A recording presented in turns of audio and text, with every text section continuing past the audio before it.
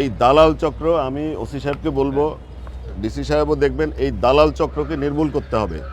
মানুষ নির্বিঘ্নে হাসপাতালে চিকিৎসা সেবা পাওয়াটা আমরা নিশ্চিত করব। এই নিশ্চয়তা আমি আপনাদেরকে দিচ্ছি।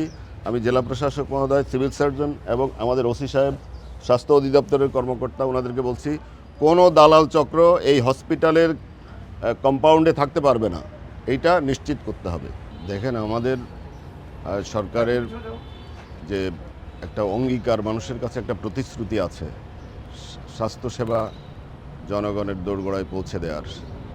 আমরা সবাই চেষ্টা করব ইনশাআল্লাহ। শুধু এই বেগমগঞ্জ আমার এলাকা দেখে বেগমগঞ্জকেই করতে হবে তা না, সারা বাংলাদেশে আমরা রোগীরা যেন উন্নত মানের স্বাস্থ্যসেবা পায়, স্বাস্থ্যসেবা যেন আমরা জনগণের দোরগোড়ায় পৌঁছে দিতে পারি, সেই জন্য আমরা সর্বাত্মক চেষ্টা চালিয়ে যাচ্ছি, চালিয়ে যাব। আমরা আপনাদেরও সহযোগিতা লাগবে।